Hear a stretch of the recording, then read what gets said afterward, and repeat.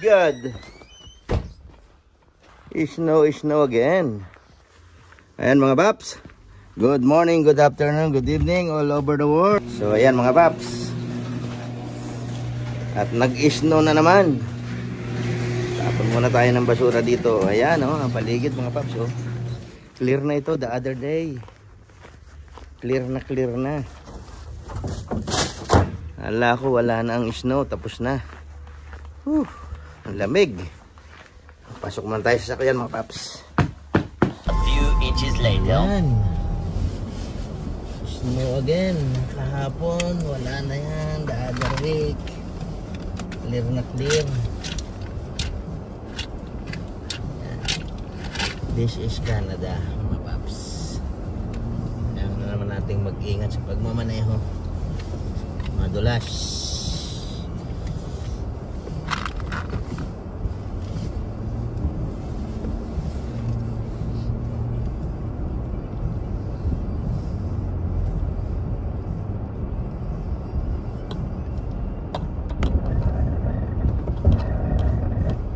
Minto. Minto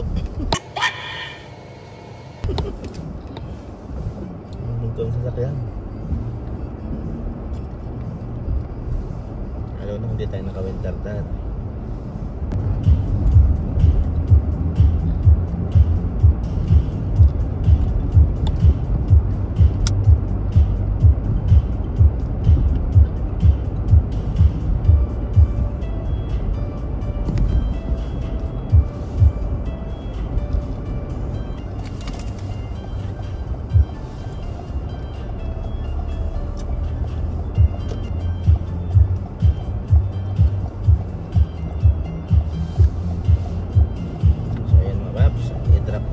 Si Mrs. Barbs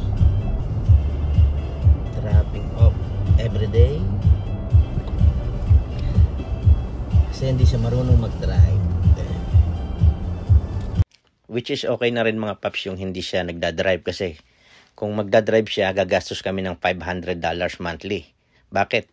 So yung sasakyan is given na, nandun na sa bahay. Kailangan niya kumuha ng insurance for $200 to $240 monthly, yung $92 na car registration plus yung kanyang gasoline everyday, so minimum of 120 kasi malapit lang yung trabaho niya. Ngayon hindi na siya nagbabas, dinadrop ko sa umaga, babas na lang siya kung pauwi, kung hindi siya pipick upin ng mga anak ko, so binili ko na lang siya ng ticket na $50 for a month, kung bali 20 pieces yun mga paps. So yun yung magiging gastos. How come if bago yung sasakyan mo? So magma-monthly ka ng 500 plus insurance plus gasoline. So it's like damage mo na is 800. So eto may kwento lang ako. Meron isang vlogger ako napanood na dito sa Canada yon. Bumili siya ng truck. So ang monthly niya dun is $700 monthly. Ang hulog niya plus yung insurance niya plus yung gas. So, ang nangyari mga paps, after 4 years, isinuli niya kasi hindi na niya kayang bayaran. Kinukulang na siya kahit mag-double job siya ng trabaho. So, ang nangyari doon, bumili na lang siya ng second hand worth of $2,500. So, ngayon nakakatulog na daw siya ng mahimbing. Dati-dati hindi siya makatulog kasi sa laki ng utang niya. So, kailangan dito sa Canada, you need to be wise. Kahit na kaya mong bumili ng sasakyan, kailangan mo rin maging wise sa paggastos ng pera. Yun lang mga paps. Ayun mga paps, ayun ang tren. Ayan. So dyan mga paps, nakita nyo yung tren na yan. So bali maghihintay tayo dyan more than 2 minutes para makatawid tayo sa dyan sa stoplight. So ayun mga paps, yan yung first time ako dito sa Canada. So pag may tren na ganyan, binibilang ko yan. Ang pinakamarami ko na bilang mga paps is like 120 na bagon mga paps, kasama na yung minsan 3 engine. O kaya ito, ang tansya ko rito na is nasa 40 to 70 bagon lang mga paps. At yun lang mga paps, naikwento ko lang.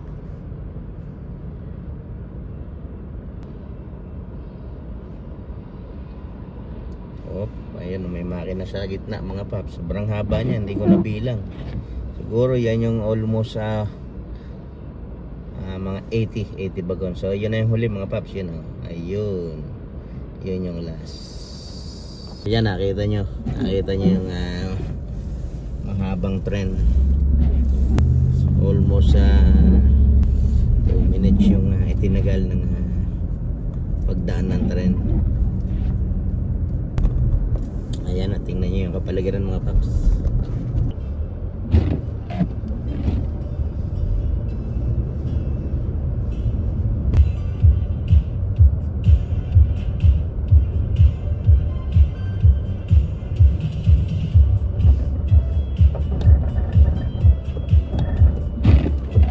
Kaya pag ganitong panahon, lagi ko sinasabi mag-adjust ng oras. Kung bumabiyahe ka dati ng 30 minutes lang, ay kailangan mo mag-adjust ng another 30 minutes or 15 minutes mga paps. Dahil hindi ka makakatakbo ng regular na takbo. So ngayon nasa 40 to 50 lang ang speed namin dito from 60.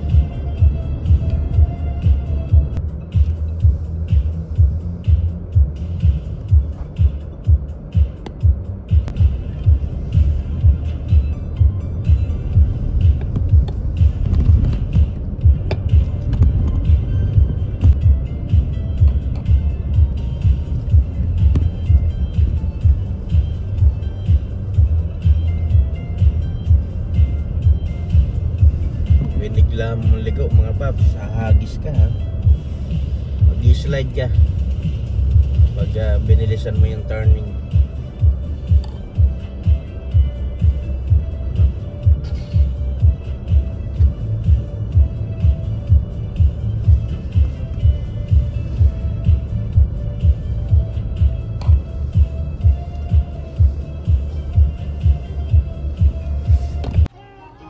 As far as you know mga paps, kung mapapansin nyo, itong road na ito is downhill.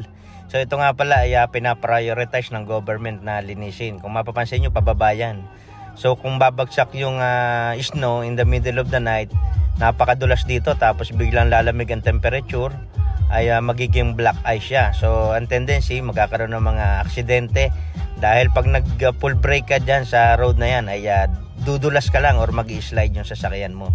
At para sa inyong kalaman din nga pala, first time in 100 years dito sa Alberta, sa Edmonton, ay ngayon lang nangyayari na hindi bumagsak yung snow by November. So bumagsak yung snow mga paps is like middle of December. Kaya parang nangyayari na nga yung global warming mga paps. Supposed to be today is first day of spring, but ang nangyayari is parang first day of snow. Bumabagsak yung snow mga paps. Yun lang. At ito nga, papunta na tayo sa trabaho. After nating ma-drop si Mrs. Paps sa trabaho niya, ay tayo naman ay dumiretso na rito. At maya maya lang ay nandito na tayo sa ating trabaho. Ayan, malapit na nga tayo sa trabaho mga paps. At after ng ating 8 hours duty or 6 hours na lang siguro, mag undertime tayo para sa makauwi tayo ng maaga. At tayo nga pala ay magre-rehistro ng ating sasakyan. Si Rabi ay ating i-register dahil today is 22nd of March. So ma-expire na siya by end of this month mga paps. Kaya samahan nyo ako mamaya pagdating natin sa registry. Malaman nyo gaano ba kabilis ang pagre-rehistro ng sasakyan dito. Kung yung lisensya is 5 to 10 minutes, so ganun din siguro itong car registration mga paps. Kaya samahan niyo ako after ng ating 8 hours na trabaho ay magkita-kita tayo sa registry. So yan lang mga paps, kita tayo. 5 hours later. So yan mga paps, at eto tapos na ang ating 8 hours duty. So papunta na tayo ng registry mga paps at tayo magre-rehistro. So time check is like 6 PM. So until 8 PM naman sila yata ngayon. So ilang minuto lang naman at nandun na tayo sa registry. So ayun, at kita tayo sa registry mga paps. Let's go. So ayan mga paps, at dito tayo sa registry. Ayan, Strathcona registry. Dito tayo mga paps. Monday, Tuesday. So ayan, hanggang 7 PM. So 8:30 to 7 PM ang registry rito mga paps. So para naman yung mga galing sa work, kaya ganun ang oras mga paps, para naman yung mga galing sa work ay makapag rehistro, kaya ganun. Unlike sa atin sa Pilipinas ay until 4 or 5 PM, so kailangan mong umabsent sa trabaho. So yun ang kagandahan dito, flexible mga paps. Ayan, so papasok na tayo mga paps. So ayan, pasok tayo, registry, start ko na.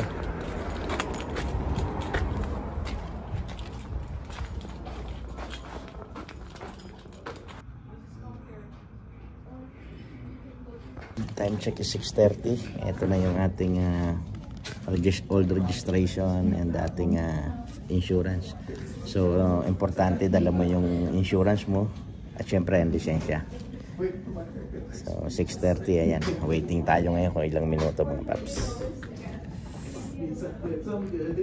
So dito tayo sa Stratco na registry.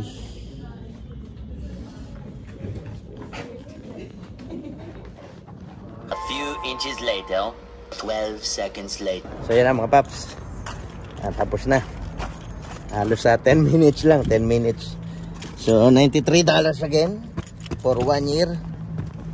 So dapat mga paps is, if I registered 2 years, so may discount na $13.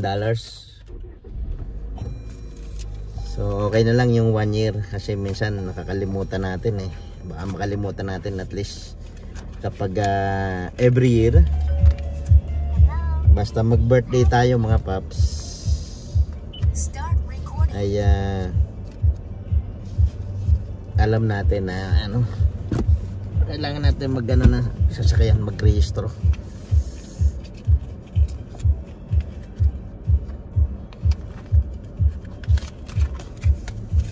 So yan lang mga paps, at nakita nyo naman kung gaano kabilis mag-rehistro ng sasakyan. So almost 10 minutes lang, kasi wala namang pila. Kaya ganun kabilis, wala namang pila. So basta ma-present mo mga paps yung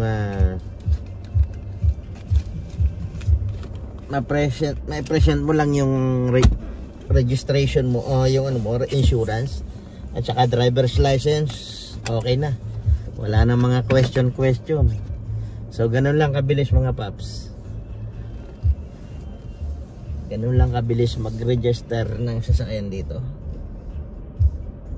10 minutes kung walang pila. May nasundan pala ako, isang tao yung nasundan ko. Kaya halos 10 minutes lang. So ilang, samahan nyo na ako mga paps. Biyahe na tayo, let's go. Eternity later. Kasi nyo mga paps, nag-iisang sasakyan na mausok. Ayan, nag-iisang sasakyan na mausok, ang Honda Odyssey.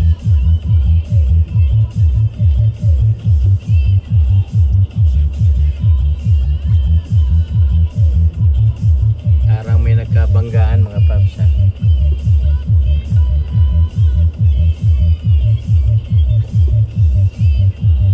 May nagkabanggaan niya mga paps. May nagkabanggaan, kaya matraffic.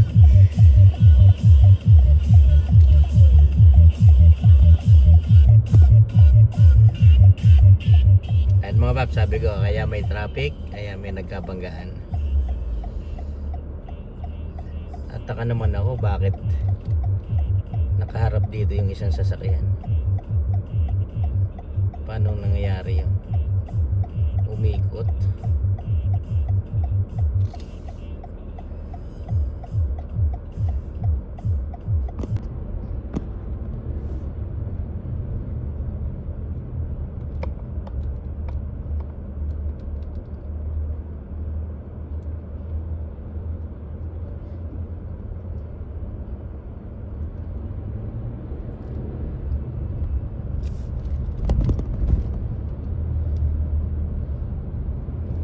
Ayan, hindi ko lang kung paano nangyari yung banggaan nila mga paps.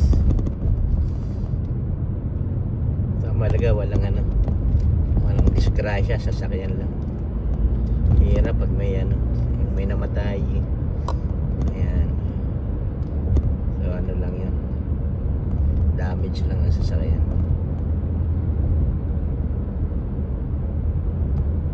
Eternity later.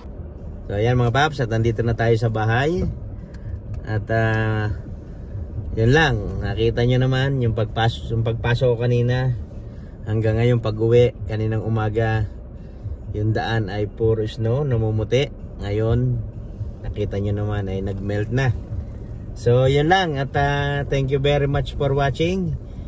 Thank you for all your support sa Apa and Papa's Vlog. Please click the notification bell para updated kayo palagi sa mga upload pang video ni Apa and Papa's Vlog. So yan, hanggang dito na lamang. Thank you very much for watching and I love you all. Bye bye.